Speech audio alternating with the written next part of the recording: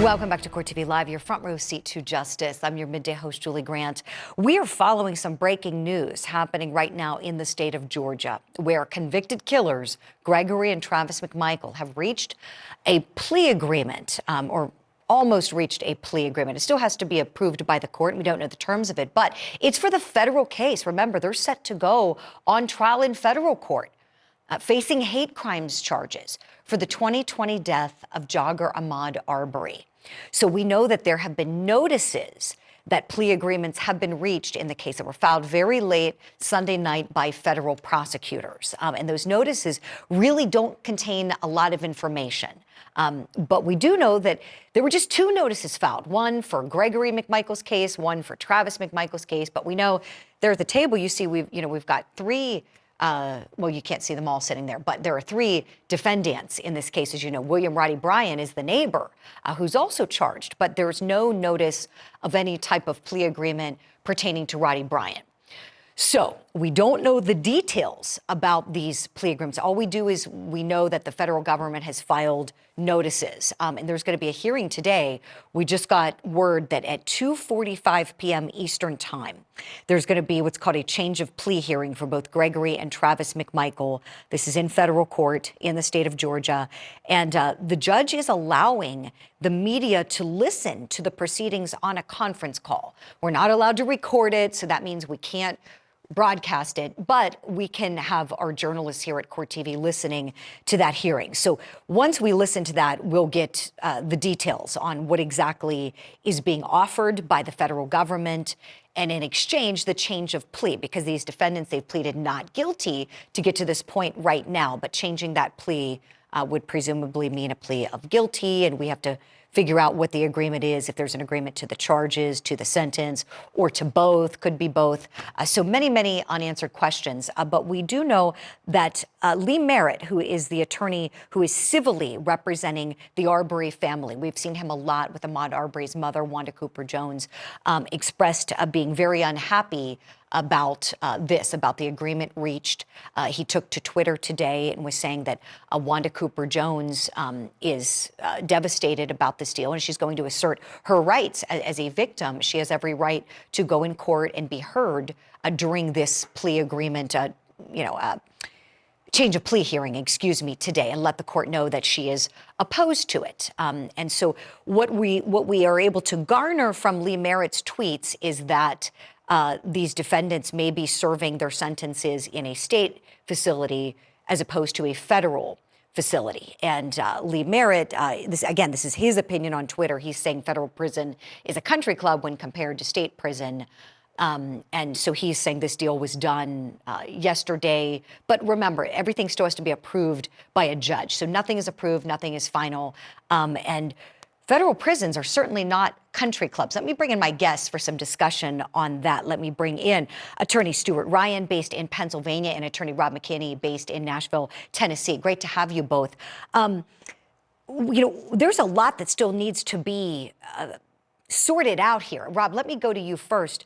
For anybody, and I know you practice both in federal court, state court, so I want you to help educate all of us on when the Federal Bureau of Prisons is classifying an offender and deciding where to send them. And there are a number of places one can go. We have, maximum security federal prisons, those that are lower security. But these guys, these are violent offenders. I can't imagine that these guys, after killing someone, are going to go to some low camp in Georgia. So I don't understand why there's this, anger about them doing time in the federal system. Your thoughts, please. Prison is prison. There might be some differences in the health care. There might be some differences in other things, but they're confined. They're being punished, whether it be federally or on the state court level. And I would probably agree with some of the commentary that it is probably a little easier time in their federal system. But there's, why? No parole out. So why do you say that? Why do you think it would be easier time?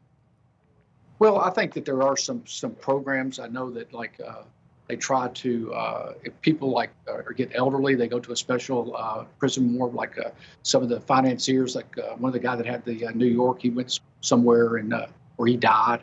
So I think the healthcare is a little bit better. Epstein. Are you talking about Jeffrey Epstein? No, not Epstein. It was the guy that had the Ponzi scheme in New York. I can't think of his name right now off the top of my head now.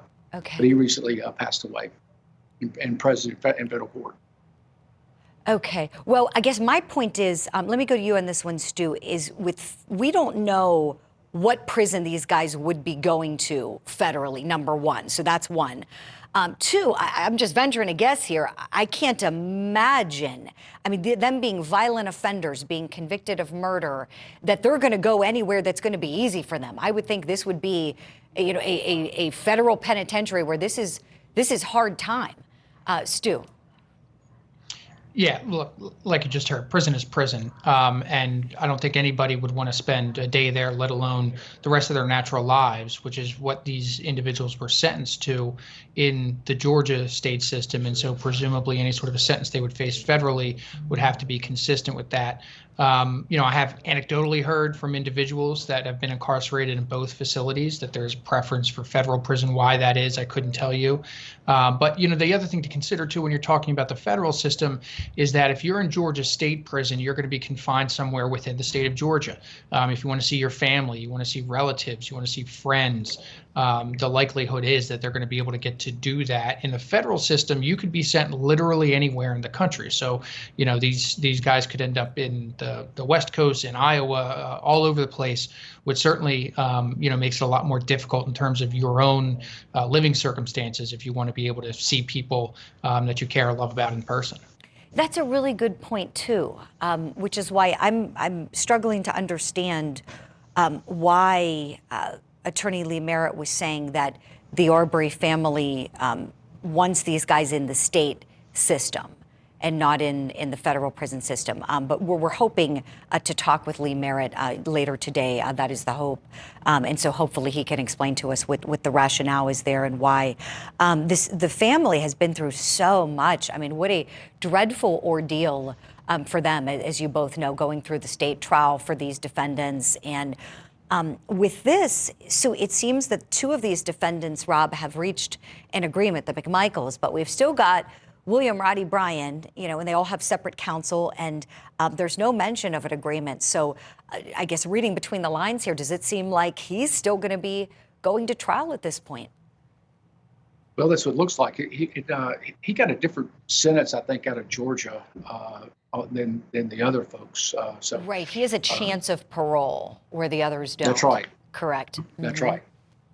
So he's in a different situation than they are. You don't want to have the reason I think the plea deal, you don't want to have consecutive time. So if you can get concurrent time, like serve both sentences at the same time, that is always better for a defendant to get concurrent time. So you go to trial, the judge could ultimately run them consecutive if he wanted to. I don't know if they could or not, but that's a possibility.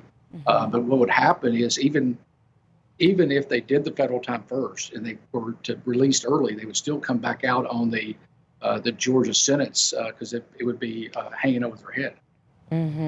Right. Yeah. These guys, I mean, the McMichaels, they're never seeing the light of day, in my opinion. I can't see this coming back. We know they'll probably take an appeal and try.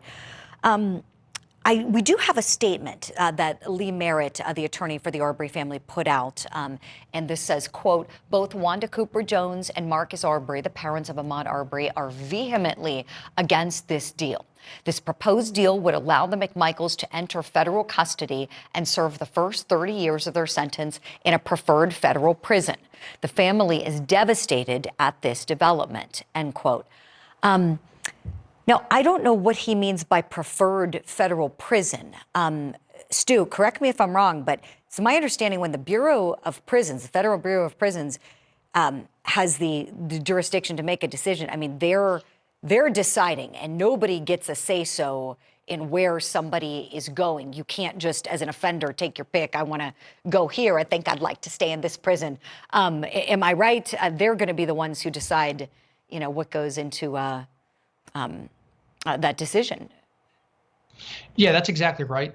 Once you become an individual who's convicted of a crime and you become incarcerated, you are no longer in control of the decision as it relates to where you go or where you're going to be spending your time.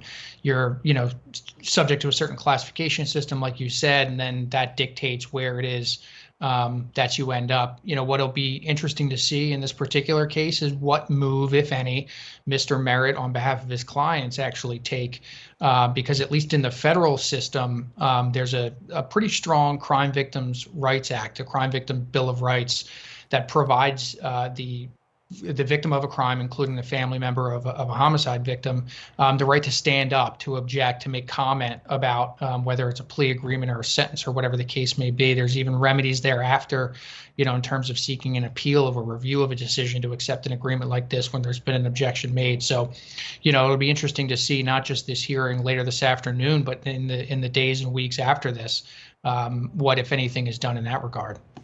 Right, right. I'm so glad you mentioned that, Stu. That's an important point. And I saw Lee Merritt tweeting about that, citing where it's codified, that Victims' Rights Act, and he was citing the code and saying that absolutely Wanda Cooper Jones today wants to take full advantage of that right that she has and go before the court and express her displeasure over this agreement.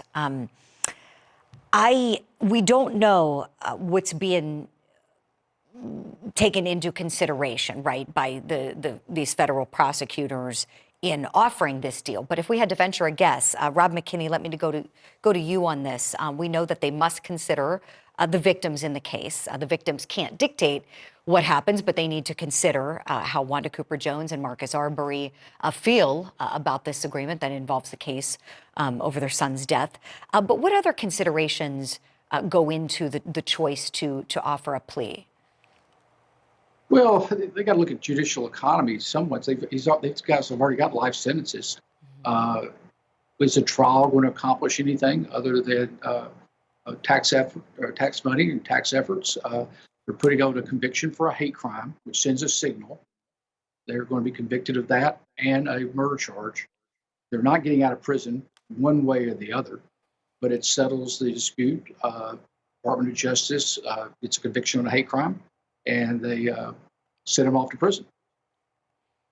Sure. So they're going to be taking many factors into consideration, as will the Bureau of Prisons, if we get to that point, if the court accepts whatever plea agreement is being proposed. Again, we don't know the details. 2:45 p.m. Eastern is the time. We're going to take a quick break. We'll be right back here on Court TV Live, your front row seat to justice.